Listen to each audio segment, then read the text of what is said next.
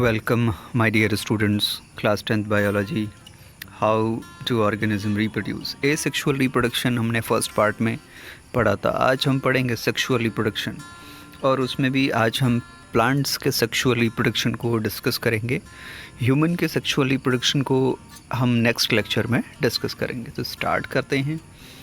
Sexual reproduction, the production of new living organisms by combining genetic information from two individuals of different types, that is the sexes, that is male and female, है ना.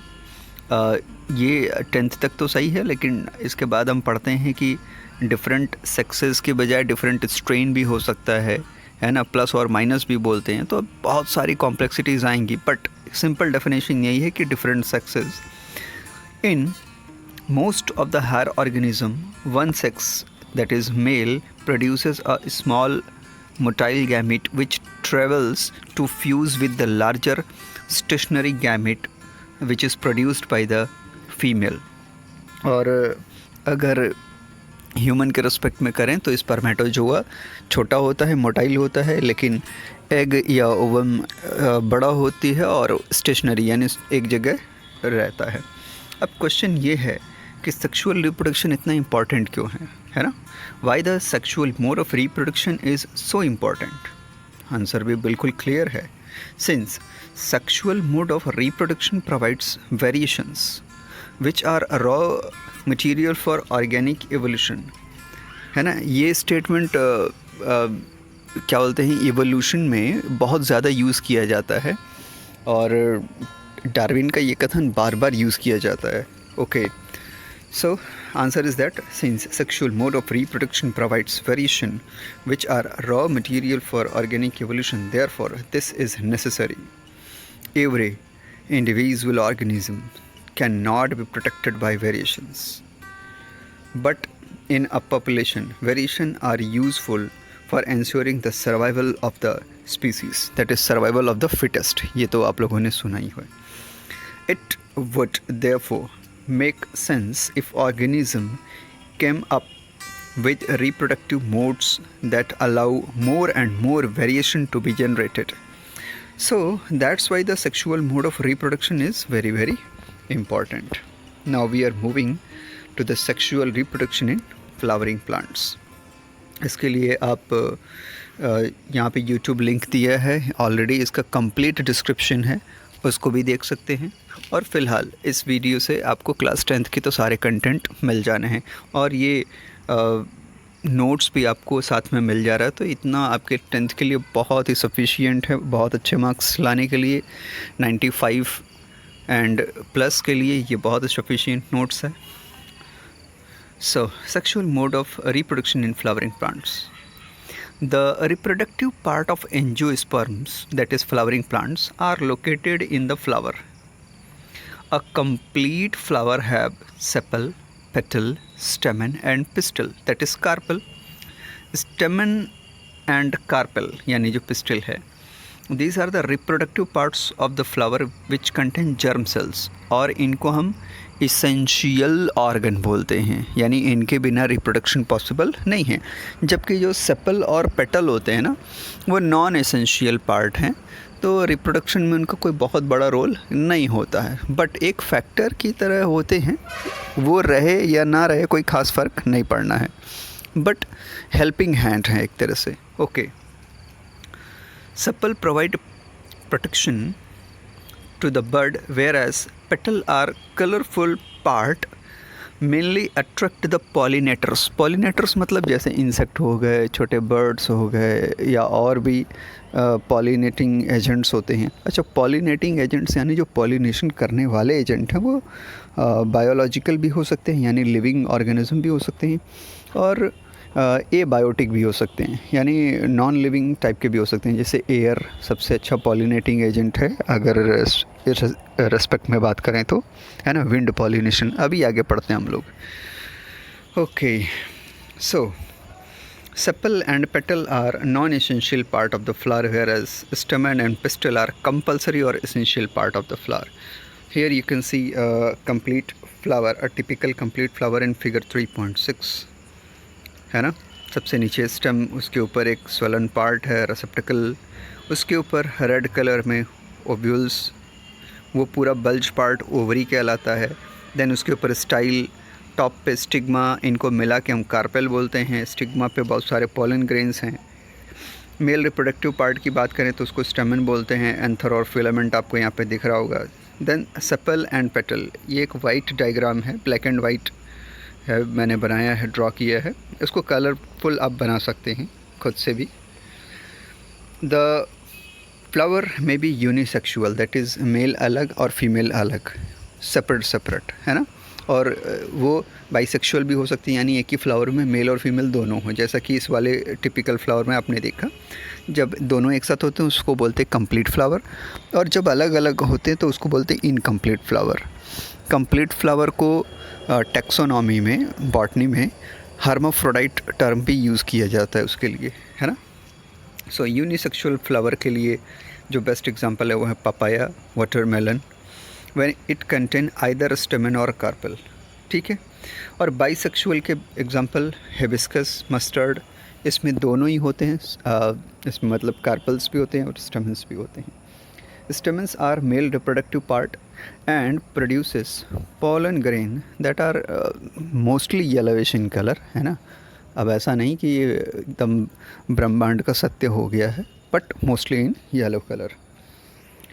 Carpel is present in the centre of the flower and is female part. It is made up of 3 parts, ठीक है। Bottom पे जो swollen होता है ovary, middle में elongated style, and जो ऊपर का स्टिकी पार्ट होता है स्टिग्मा, आप यहाँ पे देख सकते हो। से दिस ओके। सो ओव्यूल जिस बल्ज पार्ट के अंदर है उसको बोलते हैं ओवरी, राइट साइड में आप देख सकते हैं। Then style and stigma, is it clear? Okay, very good. The ovary contains ovules and each ovule has an egg cell. The male germ cell produced by pollen grain fuses with the female gamete present in the ovule. और इस तरह से जितनी बार वो fuse करेगा उतने seed बनते हैं, एम्ब्रियो बनते हैं, और वो फ्यूचर प्लांट के लिए तैयार कर लेते हैं। जो सीड होगा वही फ्यूचर प्लांट में फिर कन्वर्ट हो जाता है। ओवरी जब फर्टिलाइजेशन होता है तो ओवरी फ्रूट में कन्वर्ट हो जाता है, और जो ओव्यूल होते हैं वो सीड में कन्वर्ट हो जाते हैं, है ना। और सेपल और पेटल शेड ऑफ हो जाते हैं। ये एक मतलब टिपिकल स्टोरी की बात हो रही है, एक्सेप्शन की बात नहीं हो रही है। Okay, the fusion of germ cells or fertilization gives us the zygote which is capable of growing into new plants. अब पॉलिनेशन की बात करते हैं तो transfer of pollen grains from anther to the stigma is called pollination. Agents which are involved in this process are called pollinators या pollinating agents. These agents may be living, मैंने अब जैसे पहले बताया था वो लिविंग भी हो सकते हैं और नॉन लिविंग भी हो सकते हैं। अगर लिविंग हुए तो बोलेंगे उनको बायोटिक, नॉन लिविंग होंगे तो हम बोलेंगे अबायोटिक या abiotic. Examples of non living agents are water, wind etcetera. जबकि लिविंग की बात करें तो बर्ड, मलस्क, इंसेक्ट, है ना। जो सबसे ज़्यादा इंसेक्ट तो बहुत इजीली घर के आसपास देखने को मिलते हैं। हम लोग तो ऐसे एरिया में रहते हैं कि यहाँ बहुत सारे फ्लावर्स होते हैं। अभी नीचे एक अच्छा सा फोटोग्राफ भी आपको देखने को मिल जाएगा। अब कुछ कंपटीशन के पॉइंट ऑफ व्यू से बात कर लेते हैं। ये आपके 10th में तो नहीं आएगा जो नोट है, लेकिन अब जब 10th के बाद कोई कंपटीशन दोगे, पॉलीटेक्निक का एग्ज़ाम दोगे, या अगर फ्यूचर में मेडिकल की प्रिपरेशन करनी है तो ऐसे क्वेश्चंस आते रहते हैं, है ना। जैसे अगर विंड के थ्रू पॉलिनेशन हो तो क्या बोलेंगे? उसको बोलेंगे अनीमोफिली। देन इंसेक्ट के थ्रू हो तो एंटोमोफिली, वाटर के थ्रू हो तो हाइड्रोफिली, बर्ड्स के थ्रू हो तो ऑर्निथोफिली, अगर किसी मॉलस्क या स्नेल के थ्रू हो तो मेलाइकोफिली, देन बटरफ्लाइज के थ्रू हो तो साइकोफिली, ठीक है। देन हनी बीज के थ्रू हो तो उसको मेलिटोफिली या हाइमेनोप्टेरोफिली कहते हैं। अगर बैट के थ्रू हो तो कैरेप्टेरोफिली। सो ये कंपटीशन की बात है। अब ये देखिए यहाँ पे इंसेक्ट्स आपको दिख रहे होंगे ना, clearly you can see this. और यहाँ पे क्या है, इंसेक्ट्स, पहले वाले में एक इंसेक्ट दिख रहा है, दूसरे वाले में भी दिख रहा है, दूसरा जो येलो फ्लावर पे वो आपने आइडेंटिफाई कर लिया होगा, वो हनी बी है।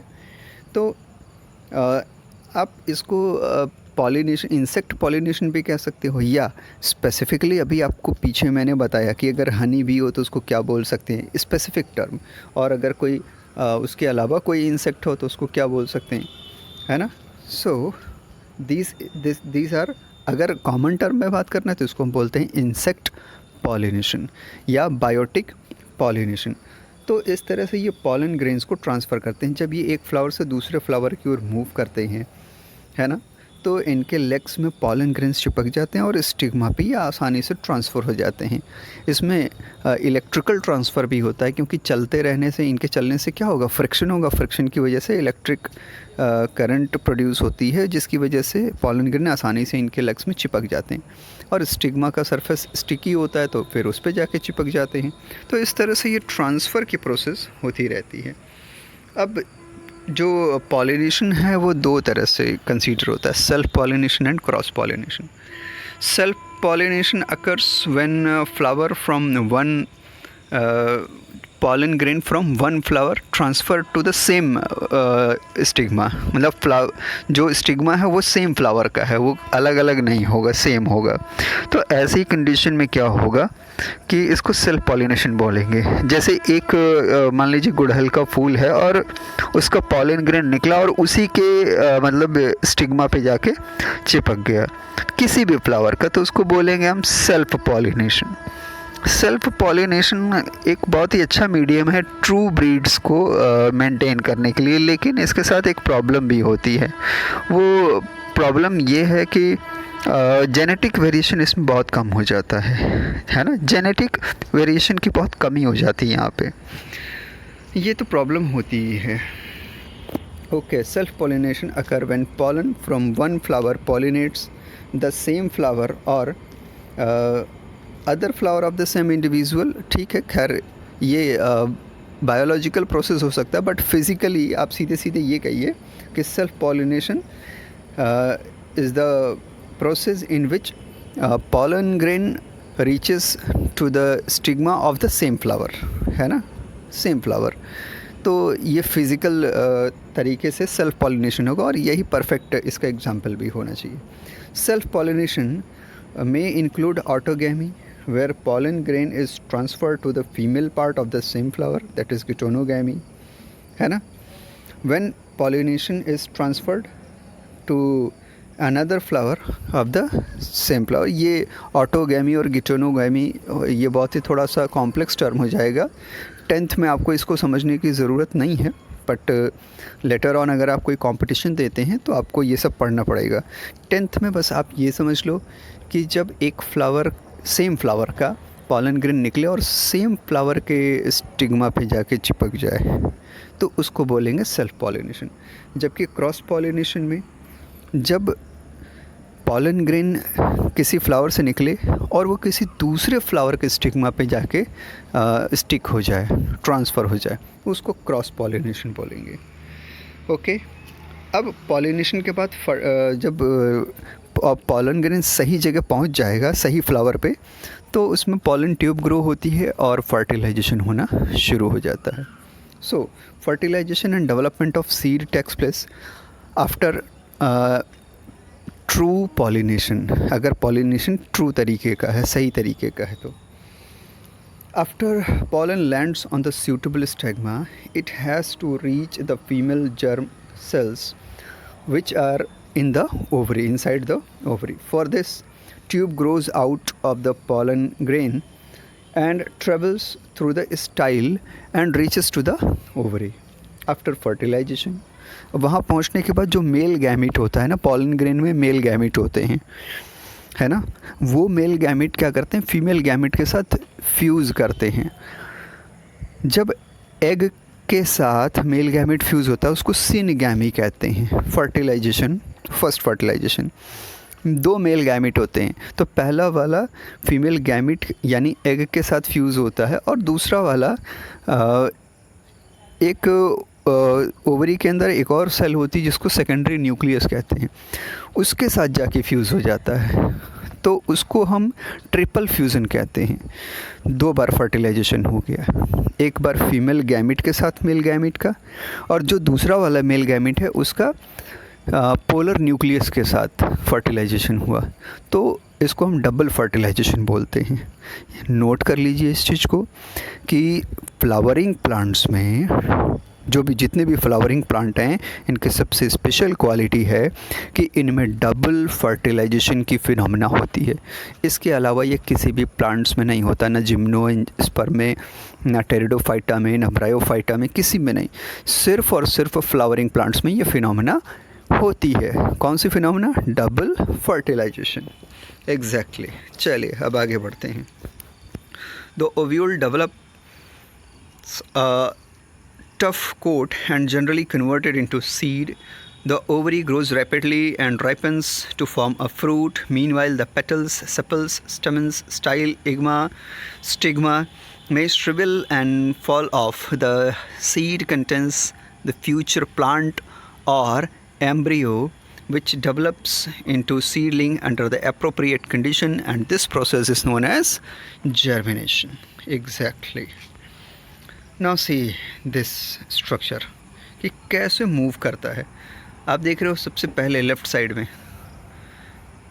ब्लू कलर का अंदर ओव्यूल बना हुआ है, ओवरी, सबसे ऊपर स्टिग्मा, वहाँ से एक पॉलन ट्यूब नीचे आ रही है, बीच में आप देख रहे हो पोलर न्यूक्लियाई है सेकंड स्ट्रक्चर में, है ना, और ट्यूब न्यूक्लियस में आप देख रहे हो जेनरेटिव सेल। अब जेनरेटिव सेल में धीरे धीरे वो गैमिट्स बन जाते हैं। नेक्स्ट स्ट्रक्चर में आप देख रहे हो वहाँ पे डिवाइड हो जाते हैं, माइटोसिस होता है, और वहाँ पे 2 न्यूक्लियस रेड कलर में आपको दिख रहा है, वो दोनों मेल गैमिट कहलाते हैं।